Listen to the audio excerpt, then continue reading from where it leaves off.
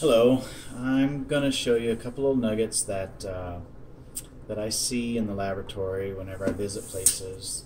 When you have media, when you open it up and you're taking media out, you want to make sure you keep it gassed by giving it some CO2. I have the gas bubbling. It's been bubbling for about 15 minutes, allowing it to purge the lines from the tank room all the way into the lab. If your tanks happen to be right in the lab near your system, make sure that you get plenty of gas purging through it. If you just take gas immediately from the bottle before it purges the lines, it's not really a true CO2 and oxygen concentration. So what I do is I take a sterile glass pipette, put it on my bubbler, and just take the lid off and allow it to bubble. I'll fill it with bubbles. I use this for all of my medias. I'll open up the bottle. I use it for the week, pouring out. This happens to be media I use for transfer. I just use a 10 ml tube for transfer. Let it gas up.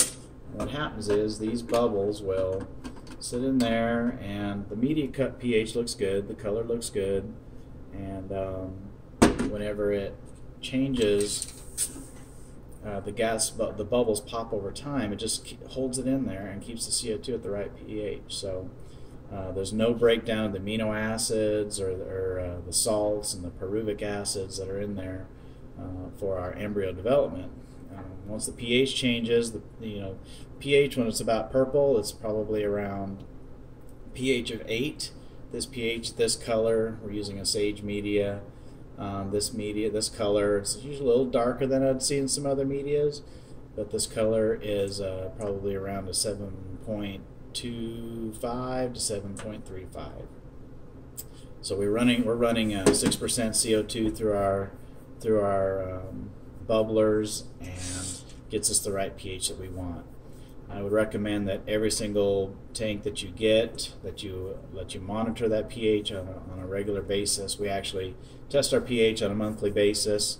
We don't go through enough CO2, the mixed gas, through our mink incubators to change that, and I will test it periodically. If you're going through more tanks, you might want to test your pH a little more. So you just have to set it up for your own lab the way you would normally do.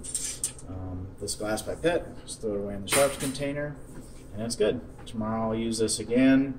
Looks like I'm about done with this. Only lasts me about 2 or 3 days before I use it. This was open on the